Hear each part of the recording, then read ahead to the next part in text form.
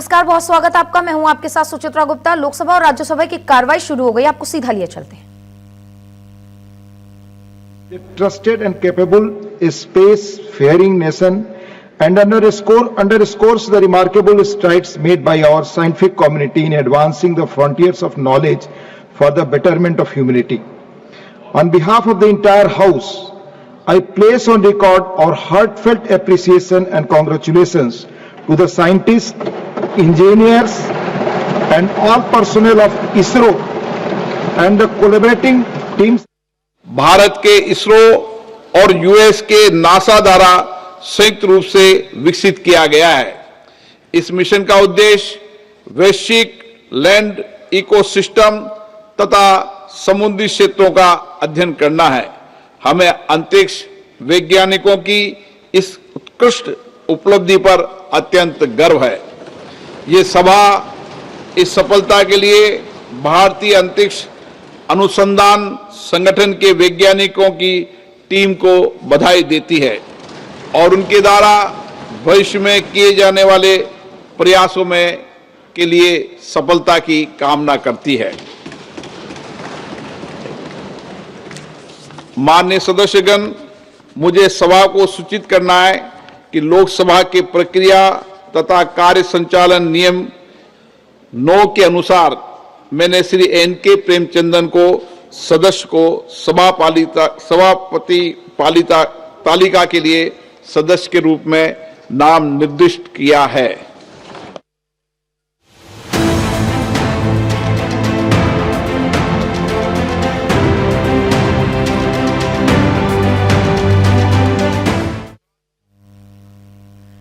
तो अब से थोड़ी देर में मालेगांव बम धमाके पर फैसला आने वाला है। 17 साल बाद एनआईए कोर्ट फैसला सुनाएगा। लंबा इंतजार, यानी कि 17 साल के लंबे इंतजार के बाद आज फैसले की घड़ी आ गई है, जहां पूर्व सांसद साध्वी प्रज्ञा समेत 7 आरोपियों को लेकर यह कोर्ट आज फैसला सुनाने वाली है। 29 सितंबर 2008 का यह पूरा मामला है, जब मस्जिद के पास ये धमाका हुआ था और इस बम विस्फोट में 6 लोगों की जान गई थी। इसी के साथ 100 से ज्यादा लोग घायल थे। 100 से ज्यादा लोग घायल थे क्योंकि रमजान का मौका चल रहा था। भारी संख्या में मस्जिदों का रुख कर रहे थे, नमाज पढ़ने का वो दिन था और इसीलिए जब यह धमाका हुआ तो 100 से ज्यादा लोग इस दौरान घायल हुए थे, जबकि 6 की मौत हुई थी। तो हम आपको अहम जानकारी दे रहे हैं, जहां 10,800 सबूत पेश किए गए, 3,300 गवाह और साथ ही 5 जज और उसके बाद 17 साल का लंबा इंतजार, जब आज मालेगांव बम धमाके पर कोर्ट अपना फैसला सुनाएगी। और सभी आरोपी कोर्ट पहुंच चुके हैं और साथ ही सबकी नजर मालेगांव बम धमाके के इस फैसले पर होने वाली है। सुरक्षा के लिहाज से तमाम तैयारियां भी की गई है। भारी संख्या में पुलिस बल तैनात किया गया है और तमाम जो फैसले को देखते हुए एहतियातन कई जगहों पर पुलिस फोर्स तैनात की गई है और साथ ही साथ कोर्ट में जितने भी आज फैसले सुनाए जाने वाले थे उन सभी को स्थगित कर दिया गया है। तो 2008 का ये पूरा मामला है, जहां मालेगांव में धमाका हुआ था, 6 लोगों की जान गई थी। इस दौरान बीजेपी की पूर्व सांसद साध्वी प्रज्ञा, जिसको मुख्य आरोपी बनाया गया था, 2019 के चुनाव में वो भोपाल से सांसद भी चुनी गई और अब आज ये फैसला आने वाला है। जो आरोपी हैं वो अब कोर्ट पहुंच चुके हैं। साथ ही साध्वी प्रज्ञा के साथ लेफ्टिनेंट कर्नल प्रसाद श्रीकांत पुरोहित अभी कोर्ट पहुंचे हुए हैं। इसी के साथ कई आरोपी हैं जो कोर्ट पहुंचे हुए हैं और वहीं इस मामले पर सुनवाई में अब तक 5 जज इस पूरे मामले की सुनवाई कर चुके हैं, लेकिन आज ये अहम फैसला आने वाला है और इस अहम फैसले पर सभी की निगाहें टिकी हुई हैं। तो एनआईए कोर्ट ये फैसला आज सुनाएगा और देखिए भारी संख्या में जो लोग हैं वो भी कोर्ट के बाहर पहुंचे हुए हैं। 2011 में ये मामला एनआईए को सौंप दिया गया था। एनआईए ने फिर इस मामला दर्ज करने के बाद इस पर जांच शुरू की। 2008 में 7 आरोपियों के खिलाफ आरोप तय हुए और ट्रायल शुरू हुआ। कोर्ट ने 323 सरकारी गवाहों और 8 बचाव पक्षों के गवाहों से पूछताछ की। हालांकि इस बीच लगातार गवाह और गवाह के बयान काफी बार बदले, जिसकी वजह से केस कमजोर पड़ता हुआ नजर आया। अब देखने की बात होगी कि आज कोर्ट क्या फैसला सुनाता है। इसी बीच जो आरोपी कोर्ट पहुंचे हुए थे उन्होंने साफ तौर पर कहा कि हमारे खिलाफ जो भी सबूत पेश किए गए हैं उनमें कोई आधार नहीं है, हम किसी भी प्रकार से इस धमाके के दोषी नहीं है। कोर्ट के द्वारा जो भी फैसला सुनाया जाएगा उस पर सबकी नजर रहने वाली है। तो वहीं 10,800 से ज्यादा सबूत पेश किए गए थे और 400 से ज्यादा चीजें कोर्ट में पेश की गई थी, जो ये बात साबित करती थी कि ये सभी आरोपी हैं। लेकिन इस बीच 40 गवाहों ने अपने बयान पलट दिए। जैसा कि बता रही थी 323 गवाह इस दौरान पेश किए गए थे, जिनमें से 40 गवाहों ने अपने बयान पलट दिए। कई गवाह अपना बयान पलटे, जिसकी वजह से केस कमजोर हुआ है। तो 2025 में अपनी अंतिम बहस पूरी कर ली गई है, यानी कि बचाव पक्ष और आरोपी पक्ष जिन्होंने आरोप लगाए थे 2025 अप्रैल में ये दोनों पक्षों ने अपनी सुनवाई पूरी कर ली और आरोपी पक्ष ने 1300 पन्ने की लिखित तर्क दिए थे। अदालत ने 19 अप्रैल को फैसला सुरक्षित रख लिया था। सभी 7 आरोपी फिलहाल जमानत पर बाहर हैं और मामले पर विशेष एनआईए कोर्ट मुंबई के AK लाहौटी फैसला सुनाएंगे। तो हम जानकारी आपको दे रहे हैं, लेकिन इन 7 आरोपियों में सबसे ज्यादा चर्चित जो आरोपी हैं उनके नाम है साध्वी प्रज्ञा और कर्नल पुरोहित। साध्वी प्रज्ञा और लेफ्टिनेंट कर्नल पुरोहित इस पूरे मामले में सबसे चर्चित आरोपी हैं और उन्होंने साफ तौर पर कहा है कि इस मामले से हमारा कोई ताल्लुक नहीं है। आफ्टर 17 years हम उम्मीद कर रहे हैं justice will finally be serve to all those innocents who have been maliciously been prosecuted for the past 17 years by the ATS. Now this is a classic case where the NIA charge sheet itself has directly castigated the officers of the ATS, which shows the shabby investigation that has been done in this case. So there was an allegation against your client that explosives were made at his place and he was the one who has provided the explosives and now these are mere allegations. Now once the NIA itself is contradicting and putting loopholes into the theory of the ATS, then there is nothing that the prosecution can establish beyond reasonable doubt. So you are sure that they will be acquitted? We are hoping that justice will be served.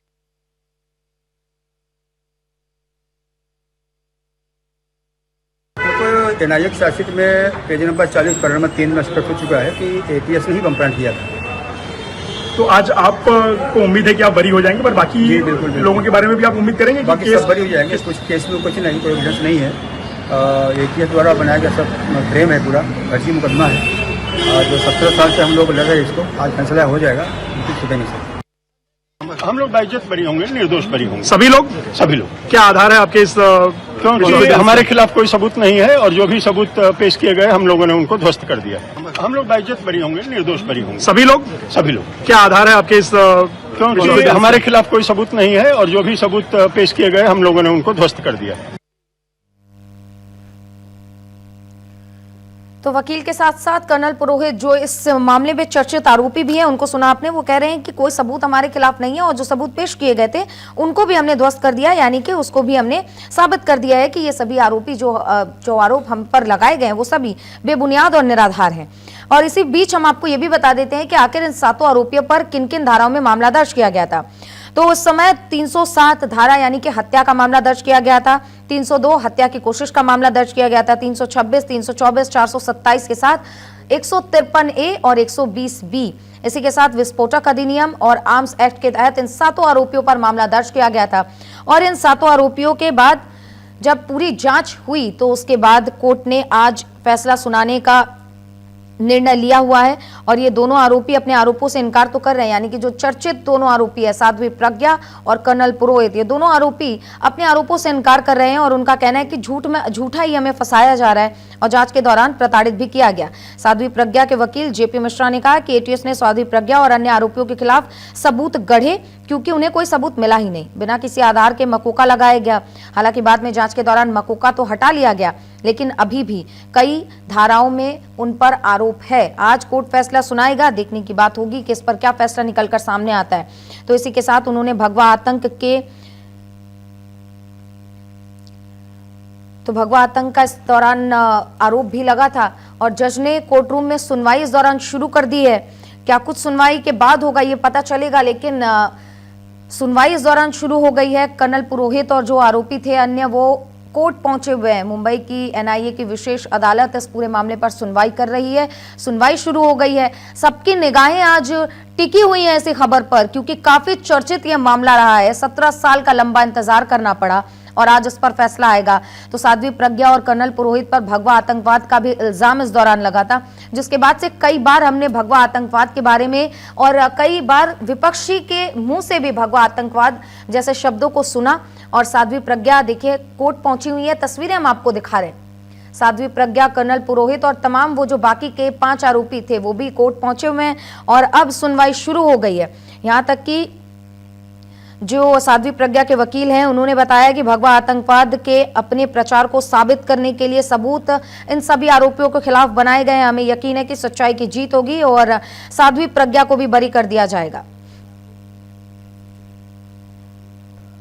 तो 2017 का वो समय था जब दोनों आरोपियों को जमानत मिली थी। 2011 में एनआईए ने एटीएस द्वारा लगाए गए कुछ आरोपों को हटा लिया गया था, जिसमें यूएपीए और आईपीसी के तहत आरोप बरकरार रखे गए थे। दोनों आरोपियों को 2017 में जमानत दी गई थी। एटीएस ने दावा किया था कि धमाका दक्षिणपंथी हिंदू चरमपंथी समूहों से जुड़े लोगों ने किया था। जिस तरीके से साध्वी प्रज्ञा इसमें शामिल बताई जा रही है, साथ ही कर्नल पुरोहित इसमें शामिल बताए जा रहे हैं और तमाम वो 5 आरोपी जिनको आरोपी बनाया गया है वो सभी कहीं ना कहीं हिंदू संगठनों से जुड़े हुए थे, इसीलिए भगवा आतंकवाद का भी आरोप उन पर लगाया गया। और साथ ही एटीएस ने साध्वी प्रज्ञा को गिरफ्तार किया, जिनके 2 व्हीलर का इस्तेमाल धमाके में किया गया था। लेफ्टिनेंट कर्नल पुरोहित को भी गिरफ्तार किया गया और उन पर भी मुख्य योजनाकार यानी कि मास्टरमाइंड होने का आरोप लगा है। हालांकि कर्नल पुरोहित ने अभी जब कोर्ट पहुंचे तो उन्होंने इस बात से इनकार किया है और ये भी बताया कि ये सभी आरोप निराधार हैं, इसमें कोई ताल्लुक नहीं है हमारा और आज कोर्ट फैसला सुनाएगा और हम सभी बाइज्जत बरी होंगे। तो एनआईए को एटीएस की जांच में कुछ खामियां भी मिली थी। एटीएस ने अपनी जांच में कई धाराओं में आरोप दर्ज किए थे। उसके बाद एनआईए ने जब जांच शुरू की थी तो एनआईए ने 2016 में अपनी चार्जशीट से मोकोका के तहत आरोपों को हटा दिया था और कई लोगों को बरी कर दिया था। एनआईए ने एटीएस की जांच में खामियां पाई और आरोप लगाया कि आरोपियों को कबूलनामे के लिए प्रताड़ित किया गया। ये बड़ा आरोप है क्योंकि जब साध्वी प्रज्ञा जेल में बंद थी इस दौरान प्रताड़ना की खबरें निकलकर सामने आई थी और साध्वी प्रज्ञा ने भी ये बात बताई थी कि काफ़ी प्रताड़ित किया जा रहा है, इसलिए कि जो जुर्म है, जो आरोप उन पर लगाए गए हैं उसको कबूला जाए, लेकिन अगर मैंने कोई जुर्म नहीं किया है तो वो मैं कबूल नहीं कर सकती। ये सारी चीज़ें निकलकर सामने आई थी और यही आरोप एनआईए ने भी एटीएस पर लगाया। तो वहीं साध्वी प्रज्ञा के वकील ने इस पूरे मामले पर कहा है कि मोटरसाइकिल का मालिक होने से यह साबित नहीं होता कि वह धमाके में शामिल थी। वहीं लेफ्टिनेंट कर्नल पुरोहित के वकील का कहना है कि वह खुफिया अधिकारी के तौर पर काम कर रहे थे। तो जाहिर सी बात है, देखिए आज इस पूरे मुद्दे पर पूरा मामला, पूरे मुंबई भी गरमाई हुई नजर आ रही है। सुरक्षा के लिहाज से कई जगहों पर सुरक्षा बलों की तैनाती की गई है। ये तस्वीरें हम आपको दिखा रहे हैं जहां साध्वी प्रज्ञा कोर्ट पहुंची हुई है।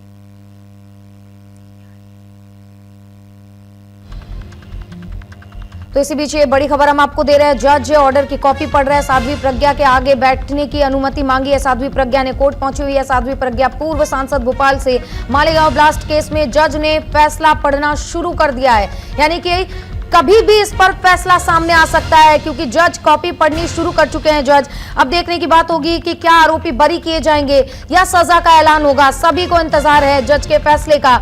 मालेगांव ब्लास्ट केस में जज ने फैसला पढ़ना शुरू कर दिया है। सभी को इंतजार है, सभी की निगाहें टिकी हुई हैं इस खबर पर और जज के फैसले पर। कॉपी पढ़ना शुरू कर दिया है आपसे थोड़ी देर में, यानी कि कभी भी इस पर फैसला सामने आ सकता है। 17 साल के लंबे इंतजार के बाद क्या वो सभी 7 आरोपी बरी कर दिए जाएंगे या कहीं ना कहीं कोर्ट जो है इन सभी को आरोपी ठहराएगा? लगातार प्रश्न चिन्ह बना हुआ है। देखने की बात होगी कि कोर्ट के फैसले में क्या कुछ निकलकर सामने आता है। कोर्ट में भी हलचल काफी तेज हो गई है। भारी संख्या में पुलिस बल वहां तैनात किया गया है। तस्वीरें हम आपको दिखा रहे हैं। देखिए, एक तो एनआईए में आज जितनी भी सुनवाई होनी थी उन सभी को स्थगित कर दिया गया है। दूसरी ओर जिस तरीके से ये पूरा मामला निकलकर सामने आया और 17 साल के लंबे इंतजार के बाद आज इस पर फैसला आना है तो इस पर सबकी निगाहें टिकी हुई हैं। तो सुरक्षा के लिहाज से एहतियातन सभी सुनवाइयां आज स्थगित कर दी गई है। न सिर्फ इतना बल्कि कोर्ट परिसर के आसपास काफी दूर तक के रेडियस में सुरक्षा बलों की तैनाती की गई है क्योंकि हिंदू संगठनों से जुड़ा यह मामला है, साध्वी प्रज्ञा से जुड़ा यह मामला है। लाखों के समर्थक है उनके और ऐसे में अगर फैसला उनके विपरीत आता है तो जाहिर सी बात है समर्थकों में निराशा देखने को मिलेगी। और सुरक्षा के लिहाज से तमाम तैयारियां प्रशासन की ओर से पूरी कर ली गई हैं। सुरक्षा व्यवस्था दुरुस्त की गई है। तस्वीरें हम आपको दिखा रहे हैं। देखिए किस तरीके से कोर्ट में हलचल नजर आ रही है। तो इस पूरे मामले पर 304 एजेंसियों ने अपनी पूरी जांच की जो रिपोर्ट थी वो जज को सौंपी थी। फैसला सुरक्षित रख लिया गया था। अप्रैल 19 को आखिरी सुनवाई हुई थी, उस दौरान सुनवाई पूरी कर ली गई थी, फैसला सुरक्षित रखा गया था। और आज का यह अहम दिन जब ये पूरे मामले पर फैसला आता हुआ नजर आएगा।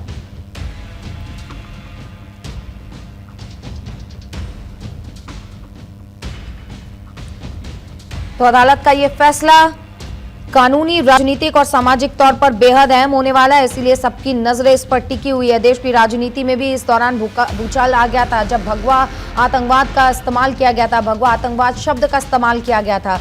साध्वी प्रज्ञा, कर्नल पुरोहित और तमाम वो सभी आरोपी और वो सभी जिनको आरोपी बनाया गया वो सभी हिंदू संगठनों से जुड़े हुए हैं। और इसीलिए जब ये पूरी खबर निकलकर सामने आई और इन 7 को आरोपी बनाया गया, प्रताड़ित किया गया, जेल में बंद रहने के दौरान, आरोप कबूल करने के दौरान, तो उसके बाद से राजनीति में भी भूचाल आता हुआ नजर आया। इस मामले में राष्ट्रीय राजनीति में भूचाल बिल्कुल लाकर खड़ा कर दिया था।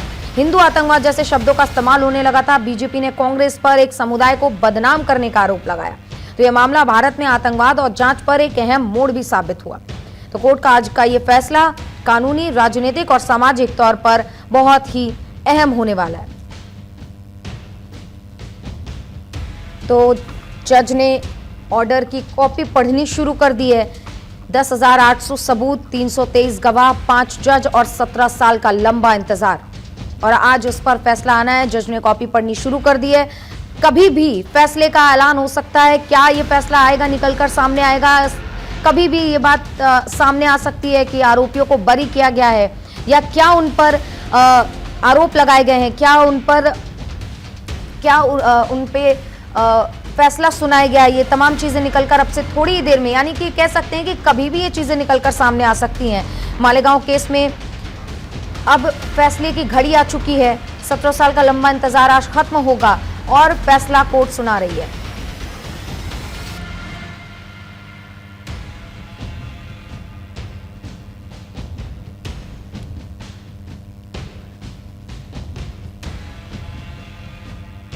तो देखिए, भारी संख्या में पुलिस बल तैनात की गई है और साथ ही साथ मालेगांव ब्लास्ट में जज ने फैसले की कॉपी को पढ़ना शुरू कर दिया है।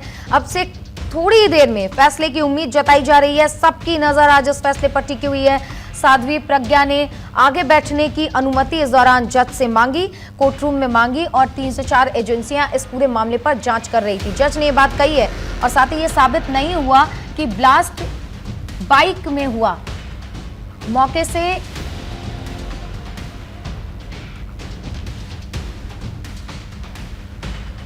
तो अहम जानकारी आपको दे रहे हैं, जहां जज ने कॉपी पढ़नी शुरू कर दी और जज ने यह बात कही है कि सबूतों से, यानी कि अगर साध्वी प्रज्ञा के बाइक का इस्तेमाल किया गया तो इससे यह साबित नहीं होता कि ये जो ब्लास्ट है वो बाइक में हुआ था, क्योंकि ये बात अभी तक प्रूवन नहीं है कि ये जो बाइक जो साध्वी प्रज्ञा के नाम पर थी, इसी बाइक में ब्लास्ट हुआ था। और ये साबित भी नहीं हुआ था कि ब्लास्ट बाइक में ही हुआ था। ये बात कोर्ट रूम में चल रही है। ये तमाम जानकारी आपको बता रहे हैं और जिस तरीके से लगातार सुनवाई आगे बढ़ रही है, धीरे धीरे हम आपको जानकारी भी साझा कर रहे हैं। मालेगांव ब्लास्ट पे जज ने कॉपी पढ़नी शुरू कर दी है और इस दौरान जज ये कहते हुए नजर आए कि जो बाइक साध्वी प्रज्ञा की बताई जा रही है, इस बात में अभी तक ये बात साबित नहीं हुई है कि उसी बाइक में ब्लास्ट हुआ था। यानी कि एक तौर पर आप समझ सकते हैं 323 गवाह में से 40 ने अपने बयान पलट दिए थे, जिसके बाद से जांच में भी थोड़ी दिक्कत आई थी और साथ ही साथ कई बार गवाहों के बयान पलटने की वजह से केस की दिशा और दशा दोनों बदली हुई नजर आई। तो साफ तौर पर एक और कर्नल पुरोहित, जिन्हें मुख्य आरोपी साजिशकर्ता बताया जा रहा है, मास्टरमाइंड बताया जा रहा है, उन्होंने कहा है कि हमारे खिलाफ कोई सबूत नहीं है और जो भी सबूत पेश किए गए थे वो सब निराधार है और हमने उसके खिलाफ कोर्ट में ये चीज़ प्रूव भी की है कि ये सबूत सारे निराधार हैं। आज कोर्ट के फैसले पर नजर होगी और हम सभी बाइज्जत बरी होंगे। ये दावा उन्होंने किया है कि कोर्ट उनके हक में फैसला सुनाएगा। तो 19 अप्रैल का वो दिन था जब दोनों पक्षों ने अपनी सुनवाई पूरी करवा ली थी और उसके बाद फैसला सुरक्षित रखा गया था और आज फैसले की घड़ी है। मालेगांव ब्लास्ट केस में जज ने फैसले की कॉपी पढ़नी शुरू कर दी है। एक एक करके चीजें जो है निकलकर सामने आ रही हैं। जज क्या कुछ कह रहे हैं इस दौरान वो भी हम आप तक पहुंचा रहे हैं। जज ने साफ तौर पर यह कह दिया है कि बाइक में ब्लास्ट हुआ था, ये अभी तक प्रूव नहीं हुआ है। साथ ही 3-4 एजेंसियों ने इस पूरे मामले पर जांच की, क्योंकि एटीएस, पहले पुलिस ने जांच की, फिर एटीएस के पास गया, एटीएस ने इस पूरे मामले पर जांच की, उसके बाद ये केस एनआईए को सौंप दी गई थी। तो मौके से फिंगरप्रिंट भी नहीं मिला है, ये भी कहते हुए जज नजर आए हैं।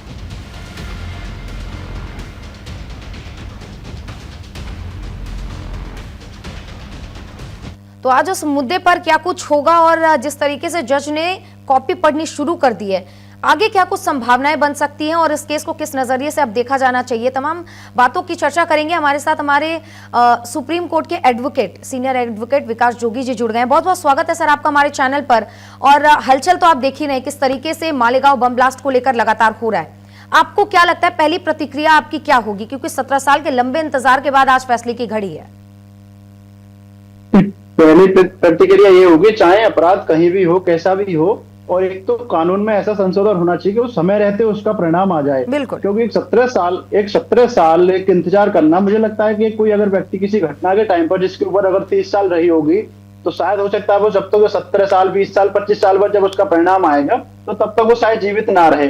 तो इन चीजों को भी सरकार को सोचना चाहिए। और रहा इसका कि मैंने इस साध्वी प्रज्ञा जी वाले केस को मैंने बहुत अच्छे से स्टडी किया। स्टडी करने के बाद मुझे कहीं ना कहीं ऐसा महसूस होता है, जो साध्वी प्रज्ञा जी की जो एक छवि बनी हुई थी, और वो छवि आज भी है कि साध्वी होना और एक दूसरा हिंदू धर्म के लेकर एक चेहरा बना होना, उसको लेकर कहीं इनको संभावना ये रही है कि ये उसमें आरोपी बनी है। और दूसरा एक अभी आपने भी बोला था कि इसमें केस में सबसे अहम बिंदु जिसमें साध्वी जी को आरोपित किया गया है कि वहां उनकी बाइक का मिलना। तो मैं आपको बता दूं आपके चैनल के माध्यम से, सिर्फ किसी हमारी वस्तु का मिलना ये सिद्ध नहीं कर देता कि हम उसमें आरोपी हैं। हो सकता है कि कहीं कोई घटना घटने वाली हो और हम यहाँ आप लोग कोई वहां पर खड़े हो और वहां कोई घटना घट जाए, कोई आरोपी घटना, कोई अपराधी घटना कर वहां से फरार हो जाए, तो इसका मतलब ये नहीं है कि हम लोग उसके मुख्य आरोपी हो जाएंगे। पहला। दूसरा कि जिस तरीके से इसमें इन्होंने जो चार्जेस लगाए हैं, चार्जेस मानते हैं, ठीक है, ये एक सोची समझी साजिश ही होगी, क्योंकि ऐसे धमाके पूरे देश में जगह जगह होते रहे हैं और उस टाइम की स्थितियां 17 साल पहले की सभी पूरे देश को जगजाहिर है क्या रही है। तो उसमें यूपी जो एक आतंकवादी गतिविधि को लेकर जो इन पर एक धारा 16 और जो 18 लगाई है। विकास जी, भगवा आतंकवाद का आरोप लगा था इस दौरान, आपको अगर याद होगा, उसके बाद से राजनीति में भी काफी हलचल देखने को मिली थी इस शब्द के इस्तेमाल पर। जी, मैं वही बोल रहा हूँ आपसे। तो जैसे कि धारा 16 इसमें लगे, आतंकवादी कृत्य, आतंकवादी साजिश। आतंकवाद का मतलब क्या? आतंकवाद का मतलब किसी दूसरे देश में जाकर हम कोई ऐसी घटना करते, खुद अपने देश में, एक साध्वी होने के बावजूद। और दूसरा, अगर उस साध्वी जी प्रज्ञा जी का अगर बैकग्राउंड देखा जाए तो बैकग्राउंड में कहीं कोई ऐसा नहीं था कि जहां उन पर कभी कोई ऐसी स्थितियां बनी हो। इस वाले जो है कि घटना हुई, इस घटना से उनको हाईलाइट देखा गया सब जगह। तो कहीं ना कहीं एक षड्यंत्र की उसमें से वो आती है। और रहा आज निर्णय का विषय, तो मुझे लगता है कि अगर इन पर चार्ज तो शायद नहीं बनेगा एविडेंस के आधार पर, और जो गवाहों की भी स्थितियां रही है वो भी कुछ ऐसी रही है कि सिर्फ बाइक होना ही उसी के आधार पर मान लेना। और मुझे लगता है कि बहुत से लोगों ने तो उस दौरान में देखा जाए, आप तो हाईलाइट चेहरा होगा तब वो पहचानते भी नहीं होंगे कि साध्वी प्रज्ञा कौन है या फिर कर्नल पुरोहित कौन है। तो ये करने वाला कोई और है और बस उनकी बाइक मिल जाना एक, या फिर उस एरिया में हमको करने, इनको अपराध जो करना था उसमें ये पहले से सब चीज प्री प्लान हुआ होगा। इतना बड़ा धमाका मुझे नहीं लगता कोई इस देश का साधु संत महात्मा कोई ऐसी हरकतें कर पाएगा। विकास जी, यहाँ पर एक चीज ये भी अहम हो जाती है, क्योंकि कई धाराओं में केस दर्ज किया गया था, जिसमें 307, 302, 326, 153A और साथ में 120B और साथ ही विस्फोटक अधिनियम और कोई भी चीज इसमें शामिल की गई थी। अगर आधार ही नहीं मिल रहा था, सिर्फ बाइक ही मिली थी और तमाम ये चीजें अगर प्रूविन नहीं हो पाई कि आरोपी कौन है, तो फिर इतनी धाराओं के साथ केस दर्ज करके, क्योंकि कई सालों तक वो जेल में बंद रहे, इस दौरान प्रताड़ना के भी आरोप लगे हैं। देखो, मैं आपको बताऊं, इस देश के सबसे बड़ा दुर्भाग्य है कि हमारे देश का कानून कुछ इस तरीके से है कि पहले FIR होगी, बंदा जेल जाएगा, जेल में उसको जमानत के लिए कोर्ट के चक्कर लगाने पड़ेंगे। ऐसे बहुत से प्रमाण है और आपके चैनल, आप न्यूज चैनलों के माध्यम से सब लोगों ने देखा है कि उसको 20-30 साल बाद वो बेचारा छूट कर आ रहा है और वो बाइज्जत बरी हो रहा है। तो उसका कोई मतलब नहीं होता। और साध्वी प्रज्ञा जी तो आज चलने की स्थिति में भी नहीं है, तो उनका उत्पीड़न सबके सामने जग जाहिर है कि इस केस से किस तरीके से उनको दबाने का प्रयास किया। और मुझे लगता है कि शायद उनका भाग्य ठीक है या प्रारब्ध है जो अभी तक जीवित रही, वरना इतना उत्पीड़न होने के बाद एक महिला, विशेष करके देखो पुरुष, अगर पुरुष पर अगर कोई ऐसा उत्पीड़न होता तो पुरुष शायद मुझे लगे जेल जाए, और एक महिला के साथ ऐसी स्थिति आके नाखून को उखाड़ लेना और बहुत बुरी तरीके से पिटाई करना उसकी, तो वो सब चीजें कहीं ना। तो इसी बीच एक बड़ी खबर और आ रही है, मालेगांव ब्लास्ट केस कि सभी आरोपियों को बरी कर दिया गया है। विकास जी, सभी आरोपियों को बरी कर दिया है कोर्ट ने, क्योंकि अभी थोड़ी देर पहले कोर्ट ने ये बात कही थी कि बाइक मिलने से ये प्रूव नहीं होता कि ब्लास्ट में यह सभी शामिल थे। और इस बीच बड़ी खबर हम आपको दे रहे हैं, मालेगांव ब्लास्ट के सभी आरोपियों को बरी कर दिया गया है। यानी कि पूर्व सांसद साध्वी प्रज्ञा जो काफी सालों तक जेल में बंद थी, कर्नल पुरोहित और सभी वो 5 आरोपी, सभी को मिला के 7 आरोपी थे, इसमें उन सभी को बरी कर दिया गया है। संभावना यही जताई जा रही थी क्योंकि 40 गवाहों ने अपने बयान पलटे थे और इसी बीच 10,000 से ज्यादा सबूत भी पेश किए गए थे। लेकिन एक ऐतिहासिक फैसला एनआईए कोर्ट ने लिया है और क्योंकि सामाजिक और साथ ही साथ राजनीतिक तौर पर भी अगर ये फैसला देखा जाए तो काफी अहम ये माना जा रहा था और एनआईए कोर्ट ने एक ऐतिहासिक फैसला लेते हुए सभी आरोपियों को बरी कर दिया गया। बड़ी जानकारी आप आपको दे रहे हैं, सभी आरोपियों को मालेगांव ब्लास्ट जो हुआ था जिसमें 6 लोगों की मौत हुई थी, 100 से ज्यादा लोग घायल हुए थे, इस आरोप में 7 लोगों को आरोपी बनाया गया था ब्लास्ट के लिए और इन सभी को कोर्ट ने बरी कर दिया है। तो अहम जानकारी आपको दे रहे हैं, 19 अप्रैल को आखिरी सुनवाई हुई थी, फैसला सुरक्षित रखा गया था और आज 31 जुलाई 2025 का दिन जब 17 साल के लंबे इंतजार के बाद मालेगांव ब्लास्ट केस में सभी आरोपियों को बरी कर दिया गया।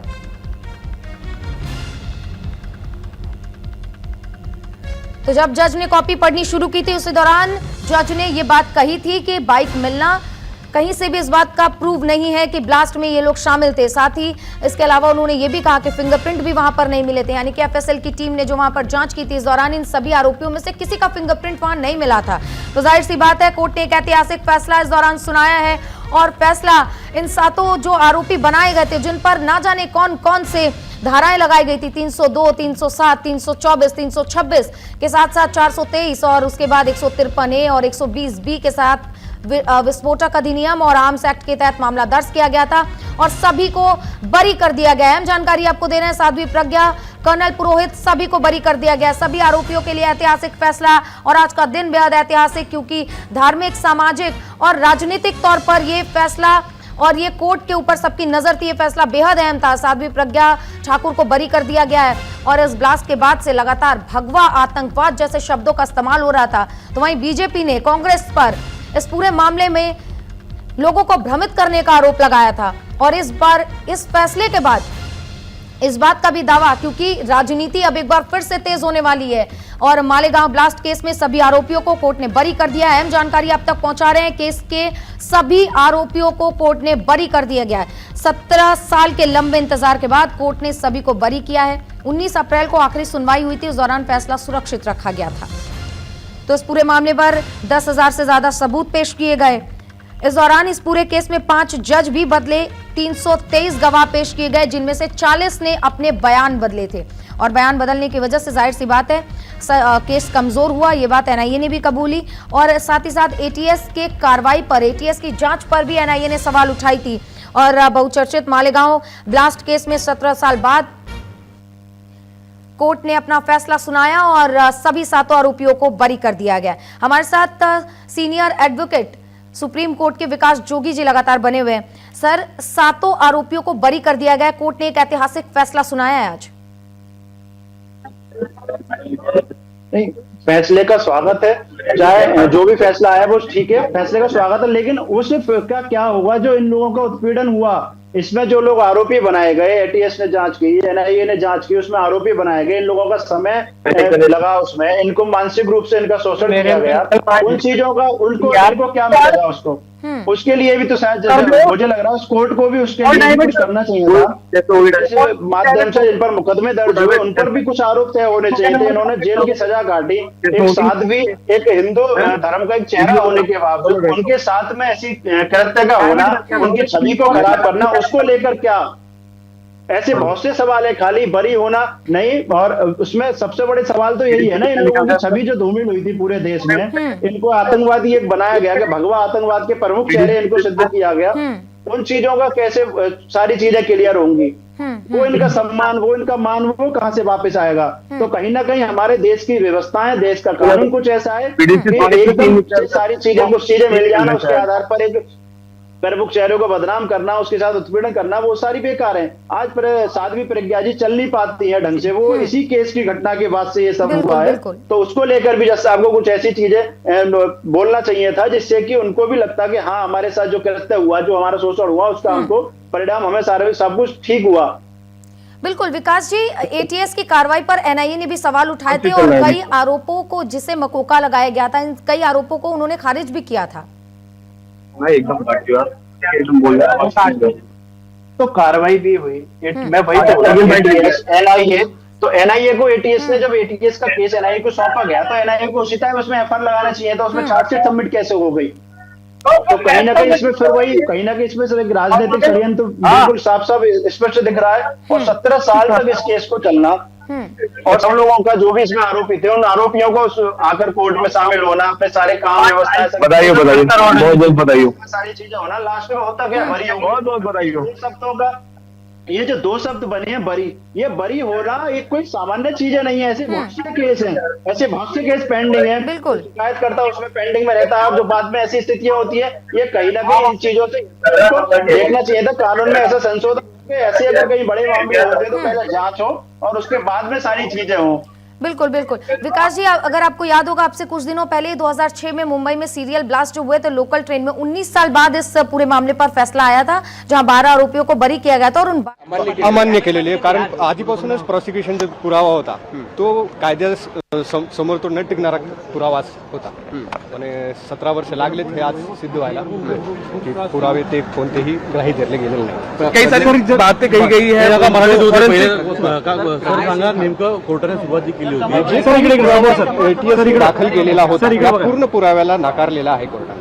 बैठका झाल्या आरडीएक्स आणलं, यस, त्यांचा कोणताही संबंध क्लिअरली ते साबित करू शकले. माझं नाव रणजित आहे. जो पुरावे जो सबूत थे वो कंटेम्पररी से डिटेल्स में कोई खारिज कर दिया गया है. जो पुरावे उन्होंने दाखिल किए थे जो एक्यूज के अगेंस्ट में सफिशिएंट नहीं थे. जो आरडीएक्स की थी और साजिश जी आरडीएक्स नहीं मिला है ऐसा क्लियर किया गया. भोपाल और फरीदाबाद में नहीं हुई थी ये बात भी कही गई है. सभी की जो सेक्शन थी उसके सैंक्शंस को भी हटा दिया गया है. कौन से ही सेक्शन अनएप्लीकेबल. डिटेल जजमेंट आएगा. जजमेंट कब तक एक्सेप्ट कर सकते हैं? 12 घंटे लगेंगे ऐसा साहब ने कहा है कि अपलोड होने को टाइम लगेगा. डिटेल जजमेंट 12 घंटे के बाद 1000 पेज के ऊपर कुछ है तो थोड़ा सा समय लगेगा. बार हिंदू दहशत का हिंदू आतंकवाद का ये सिर्फ पॉलिटिकल नरेशन था और कुछ भी नहीं था. और जो आपका जो आतंकवाद का विषय था ऐसा कोई विषय है नहीं. और कोर्ट ने आज साबित कर दिया है कि 17 साल के बाद कि ये कोई घटना इन लोगों से की गेली नाही. हो उशीर लागला पण कसं होतं की व्हॉल्युमिनस विटनेस होते 325च्या जवळजवळ विटनेस होते ते सगळं घेण्यासाठी वेळ लागला. परंतु ज्या पद्धतीने सगळा हा राजकीय हेतू पुरस्कार वाद सुरू होता हा त्या काळातला एनसीपी आणि काँग्रेसने केलेला षडयंत्र होता. काही दुसऱ्या पक्षांनी समोर येऊ नये ह्याच्याकरिता होलं. बाकी तो दुसरं काही नाही. ओनली पॉलिटिकल नैरेटिव है. नाम और आप किसके वकील मैं एक्यूज नंबर 11 का वकील हूँ. रंजित नायर नाम है मेरा. रंजित नायर. रोल आपल्यासोबत आरोपींचे वकील रणजित नायर आहेत. रणजितजी सविस्तर सांगा कशा रीतीनं न्यायालयाने निकाल सुनावला आणि काय काय न्यायाधीशांनी म्हटलेलं आहे. न्यायाधीश साहेबांनी सगळे लाईव्ह चालू आहे यार. न्यायाधीश साहेबांनी अरे टिकटॅक चालू आहे. टिकटॅक तो एडवोकेट रंजीत नायर को सुन रहे थे आप, जिन्होंने कहा कि ये तमाम जो चीजें निकलकर सामने आई थी, जितने भी आरोप लगाए गए थे, ये सभी बेबुनियाद है और ये बात कोर्ट ने भी एक्सेप्ट की है. विकास जी, आप रंजीत नायर का बयान सुन रहे थे. उन्होंने ये बात भी कही है कि आरडीएक्स वगैरह मिलने की बात कही गई थी, उसको भी कोर्ट ने खारिज किया है और साथ ही साथ इसको राजनीतिक प्रोपेगेंडा बताया और ये भी बताया कि एनसीपी और कांग्रेस के द्वारा ये साजिश की गई थी. आपका इस पे क्या कहना है? मैंने भी उनको भी सुना था तो बिल्कुल सही बोल रहे थे. मैं बोल रहा हूँ ये कहीं ना कहीं एक हिंदू धर्म की जो प्रोदायिक सादगी को बदनाम करने की साजिश थी कि वहां पर एक संयोग, कभी कभी क्या संयोग होता है तो संयोग से उस बाइक का उनका वहां मिलना और वो सारा विषय उन पर ही सौंप देना, क्योंकि ये त्योहार का टाइम था, नवरात्रि समाप्त हो रहे थे और रमजान शुरू होने वाले थे. उनको ब्लास्ट कराना, एक उनको बाइक का मिल जाना उनको तय हो गया. इसमें सातवीं प्रज्ञा को मुख्य आरोपी बना दिया जाए और सातवीं प्रज्ञा उस हिंदू हित में बात करने वाले, राष्ट्रवाद की बात करने वाली है चेहरा थी. और एज होने के बावजूद भी उनको लास्ट टाइम पर भी अपना बरी होने का प्रमाण मिल गया। अन्यथा शायद वो मुझे लग रहा है कि ऐसी स्थिति होती है कि सरकारें कुछ चेंज होती है, सरकारें केस के अनुरूप होती तो शायद सजा सुनाई जाती। बिल्कुल विकास जी, ऐसे में क्या कह सकते हैं कि मुंबई पुलिस और एटीएस जो इसकी जांच कर रही थी, कहीं ना कहीं उनके जांच में ये फेलियर थी कि उन्होंने 7 आरोपी ऐसे बना दिए जिनका कोई आधार ही नहीं था इस पूरे ब्लास्ट से जुड़ा हुआ। इस केस में जैसे कि इन सबको बरी किया गया, जज साहब को उस टाइम जो इसमें जांच अधिकारी रहे हो, जो भी आईओ रहे हो, जो पूरी टीम रही हो, चाहे वो कोई कैसे भी लोग रहे हो, सारे लोगों को इसमें आरोपी बनाना चाहिए था आज। और उनको जितना सजा इन्होंने भुगती वही सजा में उनको जेल भेजने जाना चाहिए था। तब जाके लगता कि इस फैसले को एक स्पष्ट संदेश दिया जाता कि आगे से कोई भी सरकारें रहे, कोई भी अधिकारी कोई ऐसा कृत्य ना करे जिससे कि किसी व्यक्ति पर बिना आरोप के उसको लंबे समय तक जेल में रखा जाए और जो आरोपी है वो लोग खुलेआम घूमे। बिल्कुल बिल्कुल, आज कोर्ट के इस फैसले से ये तो साबित हो गया है कि देर होती है लेकिन अंधेर बिल्कुल भी नहीं होती और सच को आंच नहीं आती है। ये बात आज कोर्ट ने भी प्रूव कर दिया। विकास जी, मैं एक बात कर रही थी जहां पर 2006 में मुंबई में ही सीरियल बम धमाके हुए थे 7 जगहों पर, लगभग 200 लोगों की मौत हुई थी। इस पर भी लगभग 19 साल बाद फैसला आया और 12 आरोपियों को बरी किया गया, जिनमें से एक की मौत हो चुकी थी। हाँ, वो यही अभी जो आपने जो बोला मुंबई लोकल ट्रेन वाला जो ब्रिज था, उसमें जो धमाका हुआ उसमें होता क्या है कि हम लोग जो जांच अधिकारी होते हैं, जांच अधिकारियों की उसमें लेट नतीजी होती है। उसमें ऐसा नहीं है कि अगर पुलिस चाहे तो कहीं भी कुछ भी नहीं हो सकता। प्रशासन होगा, वहाँ आई होगा, वो जांच करने में देरी करेंगे तो वो केस लंबा पेंडेंसी होगा। जबकि आईपीसी सीआरपीसी में ये सब कुछ तय है, चार्जशीट दाखिल करने का समय होता है। अगर हमारी चार्जशीट समय से दाखिल हो जाए तो मुझे लगता है कि निपटाने में मुश्किल से 1 से 2 साल में सारा चीजें निपट जाएंगी। लेकिन अब उसी चार्जशीट को लेकर आप 2 से 5 साल का अगर लंबा समय खींच के चलेंगे तो वही केस 7 साल 10 साल 15 साल 19 साल ऐसे चलता रहेगा। अभी हाल ही की घटना है 2 दिन पहले की, आपके भी शायद संज्ञान में होगा, बुलंदशहर जिले में एक बौकसी की हत्या हुई थी आज से 5 साल पहले। उसका 5 साल बाद जजमेंट आया है। ये क्या मतलब है? मतलब 5-5 साल कोर्ट कचहरियों पर इतने लोड हैं फाइलों के, क्यों? उसमें पुलिस की जो गतिविधियां होती हैं, पुलिस की जो कार्यशैली होती है, वो कार्यशैली कुछ इस तरीके से होती है, पुलिस कुछ काम करना ही नहीं चाहती। जबकि एक समय सीमा तय है, 90 दिन में चार्जशीट दाखिल कर दे तो 1 साल में सारा चीजें निपट जाए। तो कहीं ना कहीं कानून में सरकार को ये सोचना चाहिए कि पुलिस की कुछ कार्यशैली है, पुलिस की जिम्मेदारी तय हो कि इतने दिन में ये सब चीजें चार्जशीट सबमिट हो जाएं, जिससे कि कोर्ट पर जो अननेसेसरी जो दबाव है, अननेसेसरी जो बहुत सारी चीजें जो उस पर दबाव में है, लोड है, वो लोड चीजें सारी कम हो और सब चीजों का निर्णय आसानी से हो जाए। बिल्कुल जाहिर सी बात है, आप बिल्कुल सही कह रहे हैं, क्योंकि सही समय पर निर्णय हो जाना बहुत जरूरी होता है। क्योंकि लंबे इंतजार के बाद अगर कोई जेल में रह रहा है तो जाहिर सी बात है फिर बाइज्जत बरी कहने का कोई अर्थ नहीं बच जाता। विकास जी, आपसे ये भी जानना चाहूंगी कि जिस तरीके से इस पूरे मामले में एटीएस और पुलिस की जांच में फेलियर नजर आया, ऐसे में आगे क्या प्रोसेस हो सकता है अगर इन पर कार्रवाई, जो आरोपी जिनको बनाया गया था और 7 आरोपियों को अभी बरी कर दिया गया, अगर इन पर कार्रवाई की वो मांग करते तो किस तरीके से ये प्रोसेस आगे बढ़ सकता है? नहीं, इसमें मांग क्या है, इनको जो है सिर्फ हायर कोर्ट एक उच्च न्यायालय में जाना चाहिए और अपनी जो इन्होंने अब तक जो सजाएं जो भुगती है उसको लेकर उन पर सीधे क्लेम करें, मानहानि का मुकदमा करें, क्योंकि प्रतिष्ठा तो इन लोगों की खराब हुई है, ये तो सबको साफ स्पष्ट दिख रहा है। कोई प्रज्ञा ठाकुर, कर्नल पुरोहित चर्चित नाम थे और ये लोग इतने लंबे समय तक जेल में रहे, उत्पीड़न झेला इन्होंने, तो इनको आरोपी बनाना चाहिए। और दूसरा, एक सरकार को स्वयं संज्ञान लेना चाहिए, स्टेट गवर्नमेंट को, कि उस दौरान जो जांच अधिकारी रहे उन पर मुकदमा दर्ज हो, वो जेल जाएं और वही सारी भरपाई करें जो इनको आर्थिक या मानसिक जो भी इनका उत्पीड़न हुआ हो, उन सबको आरोपित बनाया जाए। चाहे वो राजनीतिक षड्यंत्र से रहा हो, चाहे वो किसी भी षड्यंत्र से ये सारी चीजें रही हो, उसमें स्टेट गवर्नमेंट को आज ही इसमें निर्णय लेना चाहिए, उसमें इस पर कार्रवाई होगी। बहुत हाईलाइट मामला बात है। विकास जी, आपका बहुत बहुत धन्यवाद विकास जी, हमसे जुड़ने के लिए और तमाम चीजों पर प्रकाश डालने के लिए। तो देखिए, आज एक ऐतिहासिक फैसला एनआईए कोर्ट ने लिया, जहां पर एनआईए कोर्ट ने फैसला लेते हुए मालेगांव ब्लास्ट में आरोपी बनाए गए 7 लोगों को बरी कर दिया है। ऐतिहासिक फैसला कोर्ट की तरफ से सुनाया गया है और इस पर अब तमाम प्रतिक्रियाओं का इंतजार रहेगा।